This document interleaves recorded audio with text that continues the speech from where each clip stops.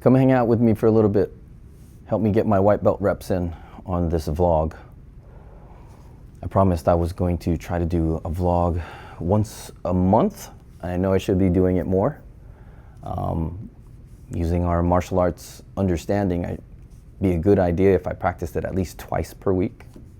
Be intentional with my practice, show up, get through my white belt phase of being uncomfortable and awkward, missing so many different details.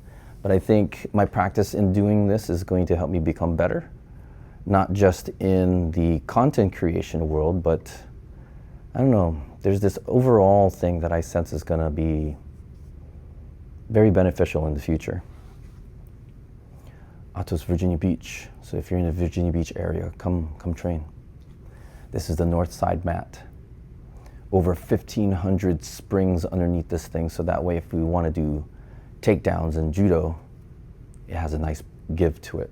I chose the springs because of the extra play rather than just having the mat on the cement or on the foundation. And then I had found foam cubes to put under there, and those feel pretty good.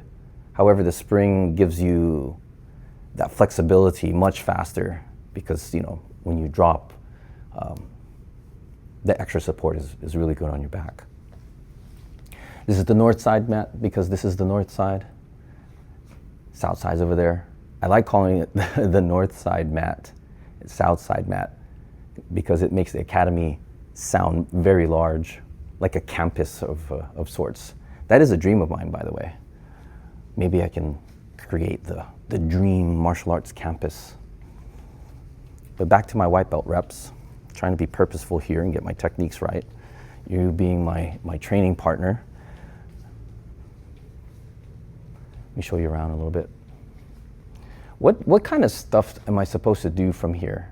Like I watch so many different YouTube channels talking about how to talk into the camera. I mean, obviously I'm talking into camera right now. You hanging out with me. I'm thinking about you. You're right there. So the mindfulness inside of it, I get. I hear about storyboarding, like those are the different things. Like, okay, if I were to break down class, we have warm-ups, that's the first part. We got the technique part, learning the techniques. We got the drilling. Like, what do I drill? Questions, points, memorization of the topic I want to bring up. And the topic of this video is just being a white belt, getting the white belt reps. So drilling, that's the third part of class. And then the final part of class, which would be the conditioning or the sparring. How do we spar? How do we spar online? Is it through comments?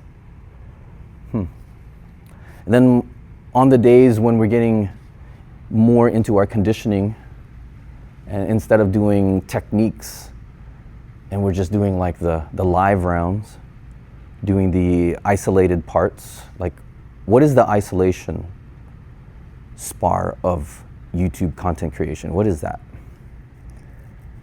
How do you do that? Is it that I upload? Do I upload the video, get some sort of engagement, and that would, you know, essentially be my spar, and then take it down, or do I just leave it up there? Maybe I just continue driving engagement. I don't know.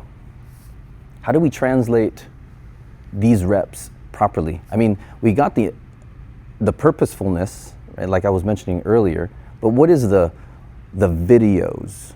Like, what is the next video I should do? I do understand that, you know, doing techniques, doing strategies, doing tactics, fitness aspects, maybe talk about nutrition and stuff, but like, what exactly in the content world is the technique to drill? Thinking about that. The gear though, white belt gear, this is the Hollyland mic. It works out really good. The Rode mic that I had before, the square, and I'm not affiliated in any way, right? Like I'm now drawing from other content creators because mimicry, I suppose, is one of the best ways to get better because, you know, they came before me. But this Rode microphone, it would jab into my neck, and it's so hard to do content on the floor. I mean, we tried it, and it's like vibrating, right? Like, especially when I do jujitsu, it's in my neck, and reviewing the footage later, and you hear like the rustling of the gi. I mean, it's much better when I do it for FMA and Muay Thai, because there's not so much rubbing that's going across it. But for jiu-jitsu, yeah, very difficult.